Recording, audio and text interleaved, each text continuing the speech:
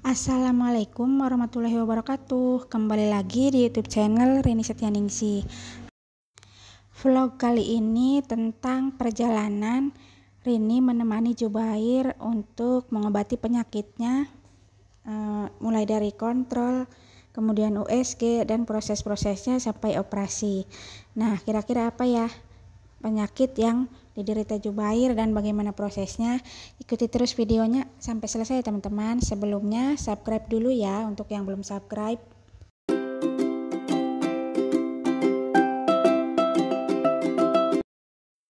Oke, terima kasih kepada yang udah subscribe ya. Barakallahu fikum. Nah, Rini mau cerita tentang Jubair sebenarnya sakit apa.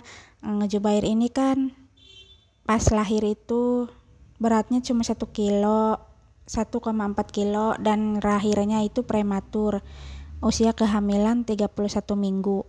Karena kan normalnya kan 36 sampai 40 minggu ya, bayi itu udah siap lahir ke dunia luar. Nah, namun Jubair sepertinya sudah tidak sabar melihat dunia, jadi usia 31 minggu itu sudah harus dilahirkan karena ketubannya kering. Kemudian ternyata singkat cerita, waktu itu kan Jubair sunat usia 2,5 tahun. Nah, saat sunat saya baru merasakan kok ada yang aneh gitu, karena kan kalau kita anak habis sunat itu kita selalu mengecek, membersihkan, kemudian perawatan luka pasca sunat. Nah, saat itu saya udah merasa curiga karena kok ada yang aneh gitu, seperti bijinya anak ini tidak ada. Jadi di dalam skrotum itu kan ada kantong skrotum itu biasanya ada buah jakarnya ya, biji ya kalau bahasa kitanya. Nah, itu pas sering saya raba itu nggak ada gitu. Nah,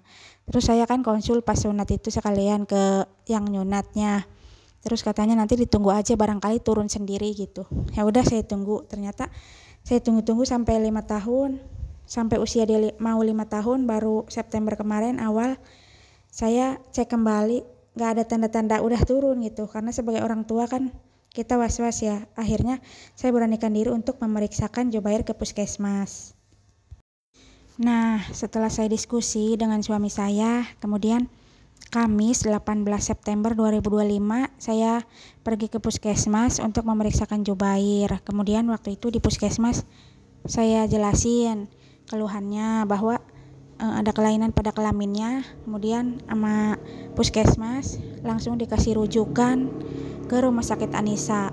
Nah, di hari itu juga saya ke Rumah Sakit Anisa dan langsung ke dokter bedah. Kemudian dokter bedah mendiagnosa Jubair itu UDT, yaitu undescended testicle bilateral atau cryptorchidismus. Nah, kemudian dokter bedah itu menyarankan saya untuk melakukan USG kelaminnya. Kemudian di hari itu juga jam 5-nya kita USG di Rumah Sakit Anisa. Untuk tambahan informasi, UDT atau cryptorchidismus sendiri itu adalah suatu kondisi medis bawaan di mana satu atau kedua testis gagal turun ke kantong skrotum pada bayi laki-laki. Nah, hal ini terjadi karena testis tidak berada pada posisi normalnya dan bisa bertahan di dalam rongga perut atau lipatan paha. Kemudian untuk penyebabnya belum diketahui secara pasti. Kemudian faktor resikonya kelahiran prematur dan berat badan lahir rendah. Nah, Jubair kan prematur 31 minggu dan beratnya juga rendah 1,4 kilo aja. Jadi Jubair salah satu penderita UDT. Untuk tipenya sendiri, Jubair itu tipe yang teraba, kemudian bilateral ya. Maksudnya bilateral tuh kanan sama kirinya dua-duanya belum turun gitu. Kalau unilateral kan ada tuh jenis unilateral tuh salah satunya yang belum turun. Nah, kalau Jubair itu dua-duanya, jadi UDT bilateral gitu. Nah, pada hari itu juga Kamis 18 September 2025 jam 5 sore Jubair USG pada bagian skrotum. Nah, USG ini tujuannya untuk melihat posisi biji buah jakarnya itu ada di sebelah mana. Kemudian saat itu Jubair langsung pulang setelah USG. Kemudian hari Senin dijadwalkan untuk ke Rumah Sakit Anissa lagi untuk pembacaan hasil USG oleh dokter, yaitu tanggal 22 September 2025. Kita kembali ke RS Anissa, kemudian ketemu dokter bedahnya lagi. Dan ini hasil USG-nya. Jadi menurut dokter bedah ini harus dirujuk ke dokter urologi karena harus dilakukan pembedahan. Setelah dilihat hasilnya bahwa bijinya itu ada di selangkangan, belum turun ke skrotum. Kemudian langsung dibikinkan surat rujukan dari Rumah Sakit Anissa ke Rumah Sakit Hermina Grand Wisata karena di sana yang ada dokter urologi, karena di Anissa belum ada dokter urologi.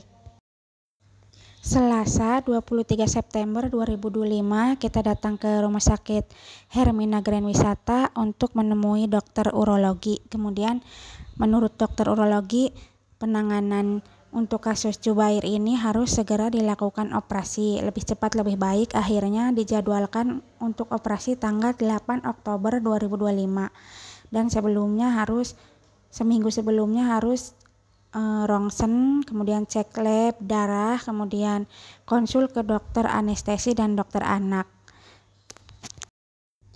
Pada Kamis 2 Oktober 2025 kita ke Rumah Sakit Terminal lagi, kemudian cek lab, yaitu cek lab darah ya, kemudian ronsen dan konsul ke dokter anak dan dokter anestesi. Alhamdulillah semuanya dalam kondisi baik, jadi sesuai planning tanggal 8 Oktober 2025 Jubair udah boleh operasi.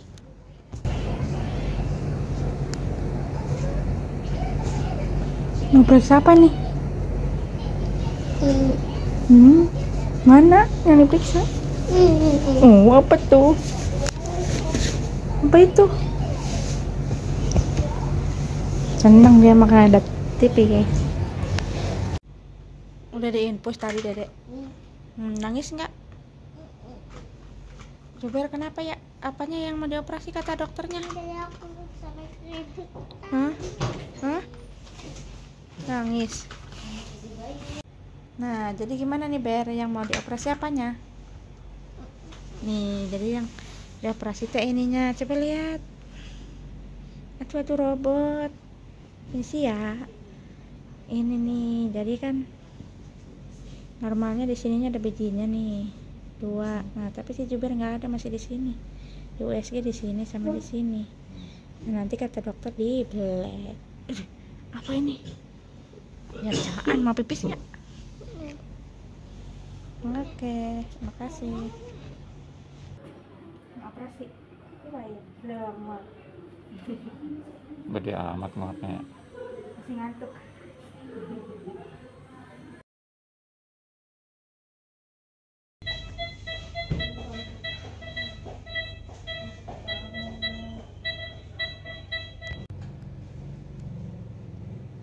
Habis operasi lapar, minta makan jam 12 malam.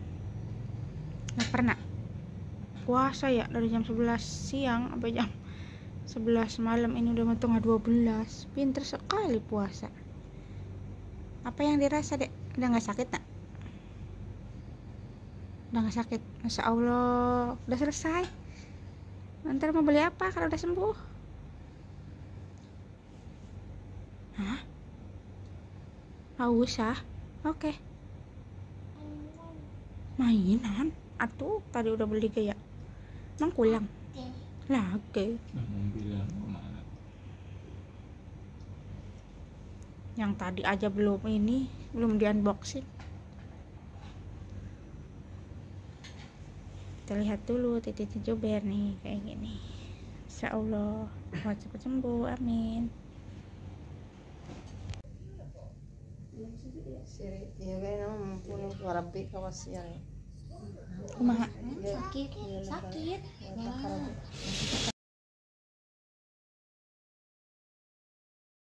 Demikian vlog kali ini, semoga bermanfaat. Terima kasih bagi yang sudah menonton.